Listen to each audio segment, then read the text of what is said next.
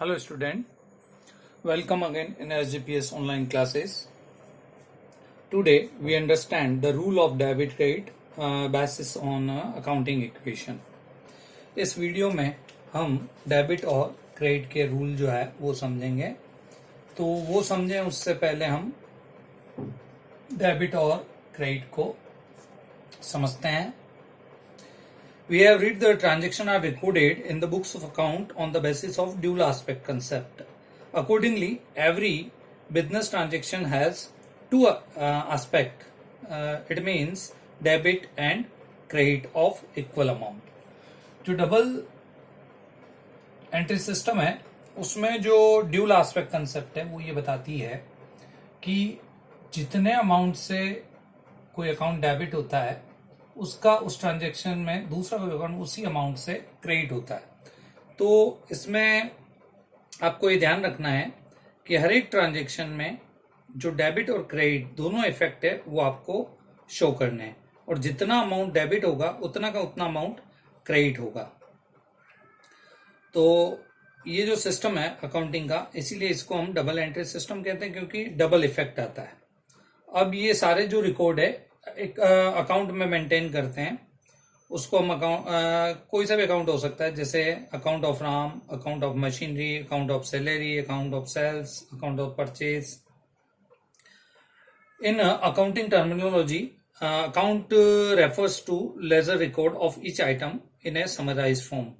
Account वैसे ledger में जो हम रिकॉर्ड रखते हैं उसको हम अकाउंट बोलते हैं, जो हर एक आइटम का एक समराइज फॉर्म में लेजर में रिकॉर्ड होता है। और सारे के सारे अकाउंट जो है वो दो साइड में डिवाइड होते हैं। तो ये अगर हम देखें तो इसको हम दो साइड में डिवाइड करते हैं। तो ये राइट साइड हो गया और ये लेफ्ट साइड।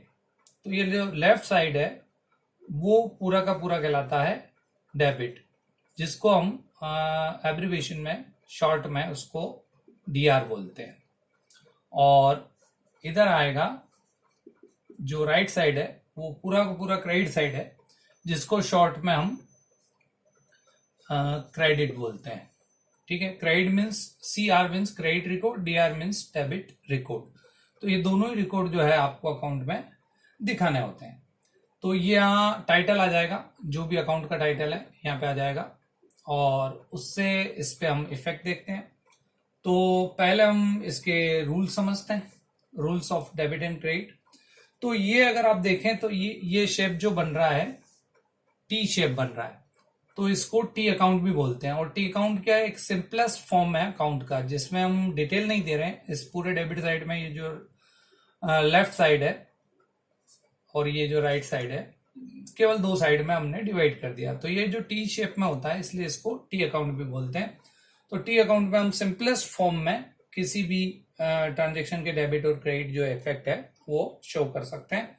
बाकी जब लेजर बनाएंगे प्रैक्टिकली तो लेजर में इसमें और भी डिटेल्स आ जाएंगी। इधर पूरे लेफ्ट साइड में और राइट साइड में दोनों साइड में डेट आ जाएगी, पर्टिकुलर आ जाता है, जेएफ आता है, अमाउंट आता है। वो जो है डिटेल फॉर्म है, ये सिंपलेस्ट फॉर्म है, इसको टी अकाउंट भी बोलते हैं। तो पहले हम इसके रूल समझ लेते हैं। जो भी पिछले वीडियो में आपने अकाउंटिंग इक्वेशन समझा, तो उस अकाउंटिंग इक्वेशन में आपने देखा था assets is equal to liabilities plus capital, और हर एक ट्रांजेक्शन के चेंज होते ही हमने उसका इफेक्ट जो है वो भी समझा था। तो यहाँ देखा जाए तो जो हमने अकाउंटिंग इक्वेशन सीखा था तो उसमें हमने इफेक्ट दिया था एसेट्स, लायबिलिटीज और कैपिटल पे, और साथ में कुछ expenses, losses, revenue, income, profit ये भी आए थे, और उसका इफेक्ट हमने कैपिटल पे दिया था। जब भी प्रॉफिट होता है तो कैपिटल में ऐड करते हैं, लॉस होता है कैपिटल में लेस करते हैं। ये सारा समझा हमने पिछले वीडियो में जो अकाउंटिंग इक्वेशन का हमने देखा था।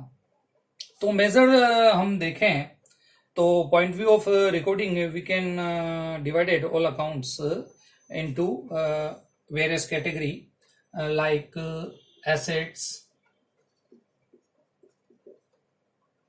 Liabilities, capital. तो ये मेजर कैटेगरी है।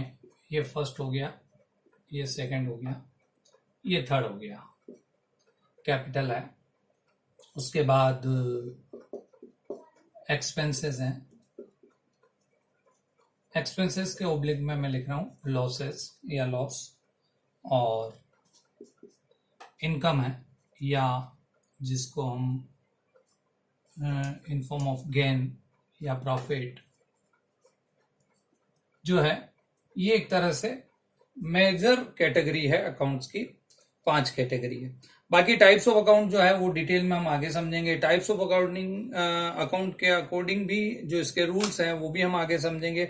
अभी हम बेसिकली जो अकाउंटिंग इक्वेशन है उसके बेस पे हम रूल समझते हैं, और ये जो एक मॉडर्न कंसेप्ट है वो भी कहलाते हैं ट्रेडिशनल कंसेप्ट से। इसमें अकाउंट में अलग अलग टाइप के डिवाइड होते हैं, रियल, पर्सनल, नॉमिनल, वो हम डिटेल बाद में समझेंगे। वो गोल्डन रूल ऑफ अकाउंटिंग है, डेबिट और क्रेडिट के रूल हैं वो अलग से हैं, वो और हम आप समझेंगे। ये जो मॉडर्न कंसेप्ट है या अमेरिकन कंसेप्ट है, उस कंसेप्ट से हम यहाँ पे रूल ऑफ डेबिट क्रेडिट समझने जा रहे हैं। तो यहाँ पे हम इसको डिवाइड कर देते हैं। तो ये जो भी है एक्सपेंसेस, एसेट्स, लॉसेस, इन पे सेम रूल अप्लाई होता है डेबिट और क्रेडिट का। और ये जो इधर है liabilities, capital, income, gain, profits, इन पे सेम रूल अप्लाई होंगे। तो ये रूल ऑफ डेबिट और क्रेडिट हम समझते हैं, और फिर कुछ ट्रांजेक्शन हम लेंगे, उसकी हेल्प से हम टी अकाउंट भी बनाएंगे और उस पर रूल कैसे अप्लाई होते हैं वो भी समझेंगे। तो यहाँ पे जो भी एसेट्स है या एक्सपेंसेस है या लॉसेस है, इसमें आपको केवल देखना है इंक्रीज डिक्रीज, और इसमें भी देखना है इंक्रीज डिक्रीज। तो यहाँ पे इन सब में अगर इंक्रीज होती है,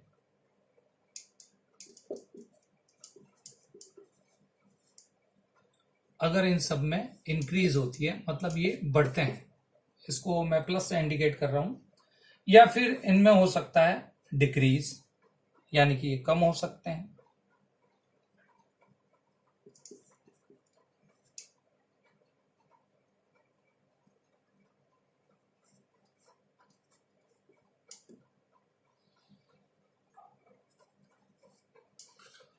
तो जो डिक्रीज है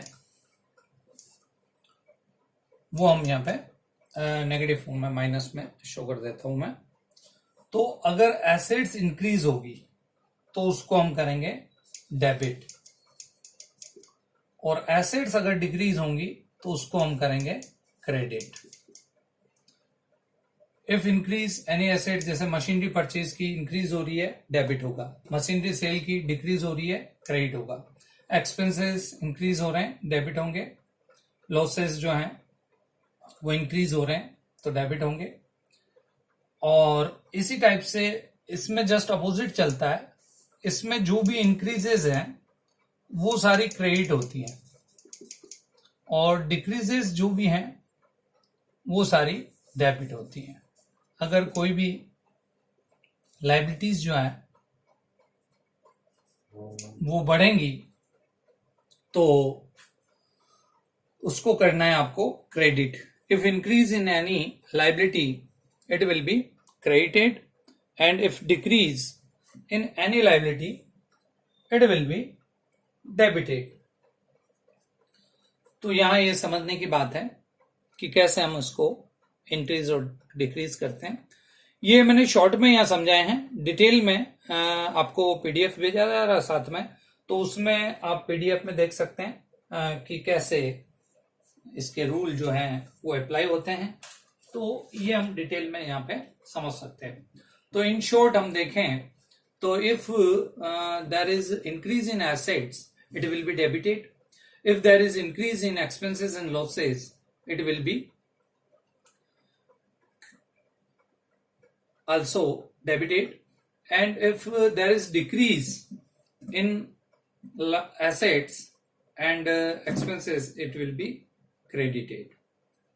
तो ये तो शॉर्ट में एसेट्स और एक्सपेंसेस इसका हमने समझा। और ऐसे ही जो आप देख सकते हैं लाइबिलिटी साइड में, if any increase in liability it will be credited, decrease in liability it will be debited. और अगर लाइबिलिटीज में डिक्रीज है या कैपिटल में डिक्रीज है या इनकम में डिक्रीज है तो उसको डेबिट करना है और क्रेडिट करना है। डिटेल में आपको पीडीएफ में ये और भेज दिया जाएगा। अब हम समझते हैं, एक एक ट्रांजेक्शन लेते हैं और उस पर देख, ये जो रूल है जो हमने लिखे हैं और ये डिटेल में आपको पीडीएफ में और मिल जाएंगे। यहाँ पे सिर्फ समझने के हिसाब से हमने समझे। तो एक एक हम ट्रांजेक्शन लेते हैं और उसका हम टी अकाउंट बनाएंगे और उसके जो रूल्स हैं वो हम अप्लाई करने की कोशिश करेंगे। तो इससे पहले जो अकाउंटिंग इक्वेशन समझा वो अच्छे से आपको समझ में आना चाहिए और उससे पहले के जो बेसिक टर्म है वो भी आपको अच्छे से आने चाहिए, क्योंकि बेसिक टर्म के बेस पे ही आप एसेट्स, लाइबिलिटीज और इसका मीनिंग जो है वो समझ पाएंगे। और जब आपको मीनिंग समझ में आएगा assets, liabilities, capital, expenses, income, revenue, gain का, तो फिर ये रूल जो है वो आप इंक्रीज डिक्रीज उस पर देख पाओगे और एक टी अकाउंट में उसको आप शो कर पाओगे। तो टी अकाउंट मैंने आपको समझाया जैसा कि वो टी शेप में होता है, ये टी शेप में, या नेम ऑफ या टाइटल ऑफ अकाउंट आ जाएगा। ये पूरा साइड जो है जैसा मैंने समझाया आपको, लेफ्ट साइड पूरा डेबिट है, ये पूरा साइड क्रेडिट है। तो ये मैं ऊपर मेंशन कर देता हूं, ये डेबिट हो गया, ये क्रेडिट हो गया। अब हम कुछ ट्रांजेक्शन लेंगे और उन ट्रांजेक्शन की हेल्प से इस टी अकाउंट को कैसे बनता है वो समझने की कोशिश करेंगे।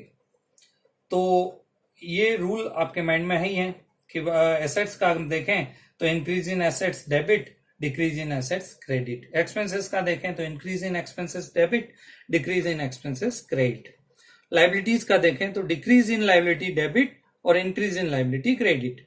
और ये सारा मैं आपको डिटेल में पीडीएफ में साथ में भेज रहा हूं, तो उसमें भी आप आराम से उसको देख सकते हैं।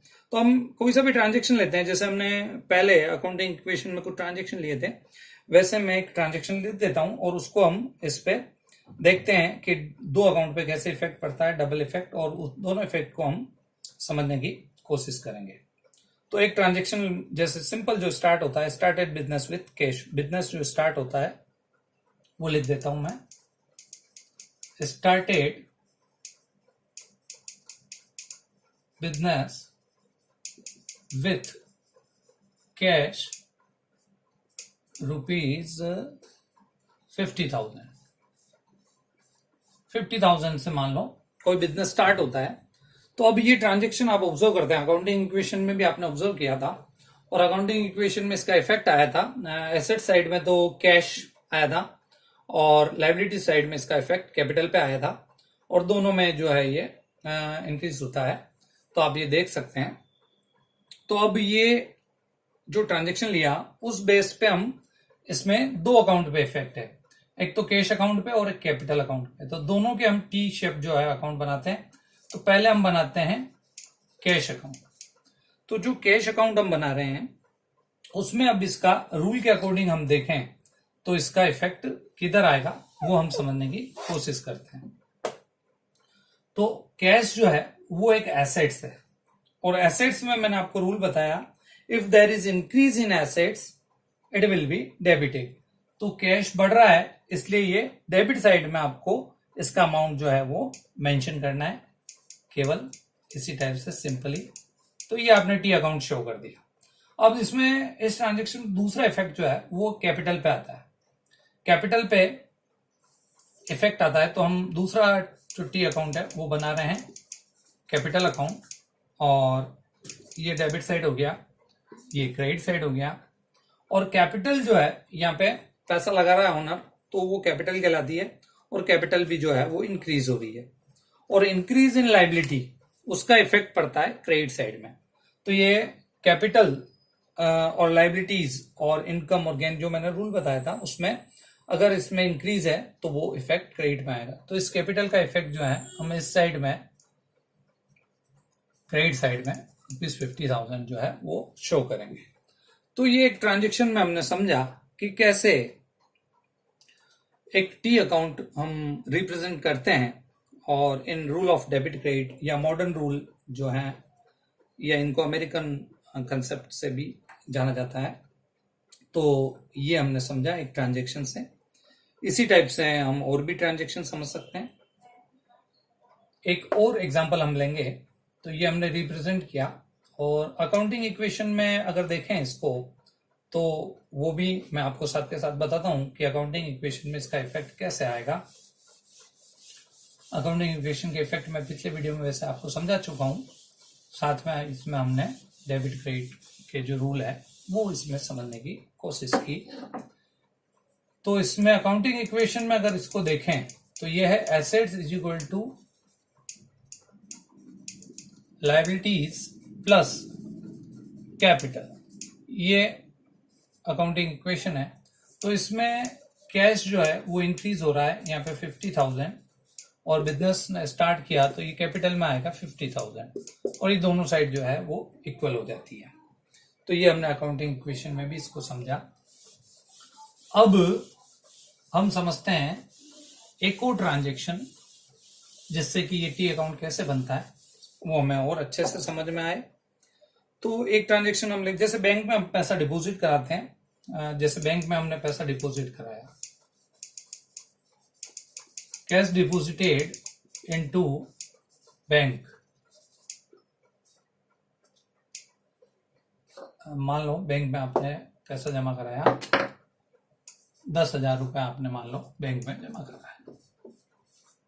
तो अब इसमें दो जो ट्रांजेक्शन में दो अकाउंट पे इफेक्ट है, एक तो कैश अकाउंट पे और दूसरा इफेक्ट आ रहा है बैंक अकाउंट पे, और दोनों ही जो है वो एसेट्स हैं अपने लिए।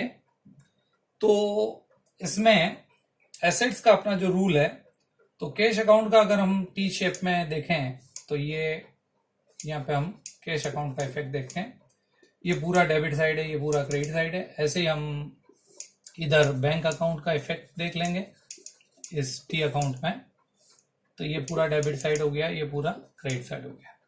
तो एसेट्स कैश यहाँ पे बढ़ रहा है या कम हो रहा है। अगर हम बैंक में डिपॉजिट कराएंगे पैसा तो बिजनेस से कैश जो है वो कम हो जाएगा, डिक्रीज होगा, और डिक्रीज इन एसेट्स होता है क्रेडिट।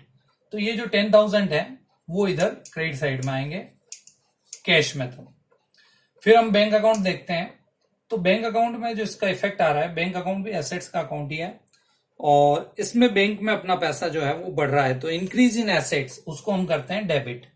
तो बैंक अकाउंट में इसको हम डेबिट करेंगे ₹10,000। तो ये समझा हमने, यहाँ पे बैंक अकाउंट डेबिट हुआ है और कैश अकाउंट यहाँ पे क्रेडिट हुआ है, और टी अकाउंट में हमने उसका इफेक्ट शो किया। तो इस टाइप से और भी ट्रांजेक्शन हम देख सकते हैं। जैसे हम एक परचेज का एग्जांपल लें तो एक और ट्रांजेक्शन हम समझते हैं, और अकाउंटिंग इक्वेशन में भी हमने इसको समझा था। अकाउंटिंग इक्वेशन में जो इसका इफेक्ट हम देखें तो वो भी हम समझते हैं, और फिर एक और ट्रांजेक्शन हम समझते हैं कि कैसे ये रूल जो है वो अप्लाई होते हैं, और डिटेल जो है वो आपको पीडीएफ में और मिलेगी इनके रूल्स की।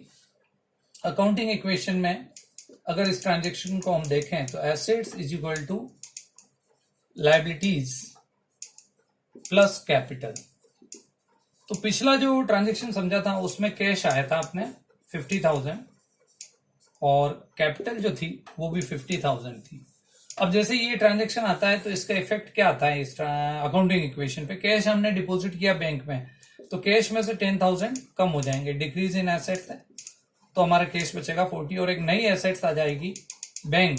जो बैंक में पैसा हमने डिपॉजिट किया वो बैंक में प्लस हो जाएगा, तो यहाँ पे प्लस हो जाएगा, और इधर इसका कोई इफेक्ट है नहीं, तो इधर कैपिटल 50,000 की रहेगी। तो 40 + 10 50, ये अकाउंटिंग इक्वेशन जो है वो इक्वल हो गया।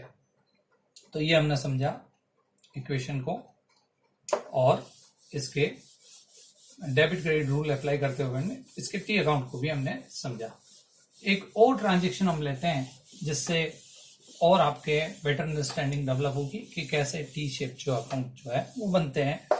रूल ऑफ डेबिट क्रेडिट जो है वो हम इस पे अप्लाई कर सकते हैं, और डिटेल में जब हम जर्नल स्टार्ट करेंगे तो उससे पहले हम टाइप ऑफ अकाउंट के बेस पे भी गोल्डन रूल ऑफ अकाउंटिंग वो भी सेपरेट है, वो और समझेंगे हम कैसे जर्नल में एंट्री करते हैं। तो गोल्डन रूल के बेस पे भी हम एंट्री करते हैं। ये हमारे मॉडर्न कंसेप्ट पे बेस्ड रूल है जो assets, liabilities, capital, income, expenses के चेंजेस पे डेबिट या क्रेडिट होते हैं।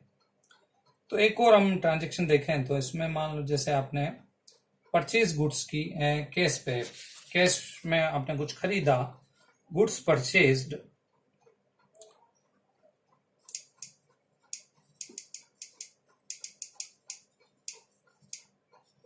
फॉर कैश, कैश में आपने कुछ खरीदा, 5,000 रुपए का आइटम खरीदा कैश में। तो अब यहाँ पे हम देखें तो गुड्स जो है वो हम परचेज कर रहे हैं, तो परचेज एक तरह से हमारे लिए हो जाएगा एक्सपेंसेस, और परचेज बढ़ रही है, यहाँ पे उसको एक्सपेंसेस की तरह ट्रीट किया जाएगा। और दूसरा कैश पे इफेक्ट हो रहा है, एक तो परचेज अकाउंट पे इफेक्ट हो रहा है और एक कैश अकाउंट पे इफेक्ट हो रहा है। तो कुछ भी खरीदा तो खर्चा हुआ वो, तो परचेज अकाउंट एक्सपेंसेस की तरह ट्रीट होगा। इसको टी अकाउंट में हम शो करें तो यहाँ परचेज अकाउंट जो है वो डेबिट होगा, क्योंकि इंक्रीज इन एक्सपेंसेस हम क्या करते हैं, डेबिट करते हैं। तो इसको हम डेबिट में शो करेंगे, ₹5,000 डेबिट में आ जाएगा। दूसरा इफेक्ट हम कैश पे देखें तो कैश एसेट्स है, और जब हम खरीदते हैं, परचेज करते हैं, तो कैश हमारा जो है वो जाएगा अगले आदमी को, हम देंगे पैसा, तो कैश कम होगा। तो कम होगा तो एसेट्स डिक्रीज हुई, तो इसका इफेक्ट क्रेडिट साइड में शो होगा। तो कैश अकाउंट में ये इस टाइप से क्रेडिट में शो होगा और परचेज अकाउंट में ये डेबिट में शो होगा। तो इस टाइप से हम इनको टी अकाउंट में दिखाते हैं। और ये हमने जो रूल ऑफ डेबिट क्रेडिट समझे, जिसमें शॉर्ट में हम देखें तो एसेट्स 5 टाइप में हमने उन अकाउंट को बेसिकली जो डिवाइडेशन किया था, एसेट्स, लाइबिलिटीज, कैपिटल, एक्सपेंसेस और इनकम या रेवेन्यू या गेन। तो ये 5 टाइप जो थे, उसमें पहला जो था एसेट्स, एसेट्स में रूल हमने समझा था increase in assets debit, decrease in assets credit. Expenses में increase in expenses debit, decrease in expenses credit. ये का ये लॉस पे भी अप्लाई हो रहा है। और फिर लाइबिलिटीज पे हमने समझा डिक्रीज इन लाइबिलिटी डेबिट और increase in liability credit. Decrease in capital debit और इंक्रीज इन कैपिटल क्रेडिट। और रेवेन्यू या इनकम या प्रॉफिट के केस में डिक्रीज इन रेवेन्यू डेबिट और इंक्रीज इन रेवेन्यू क्रेडिट। तो ये शॉर्ट में रूल भी हमने समझे। डिटेल में आपको पीडीएफ में और साथ भेज रहे हैं, तो उसमें और देखने को मिलेंगे। तो ये समझे हमने rule of debit credit accounting equation के बेस पे और मॉडर्न कंसेप्ट के बेस पे किस टाइप से हम जो है डेबिट क्रेडिट करते हैं। तो ये साथ में जो आपको क्वेश्चन दिए जा रहे हैं वो भी आप कीजिएगा और इससे प्रैक्टिस करते हुए समझने की कोशिश कीजिएगा। Thank you.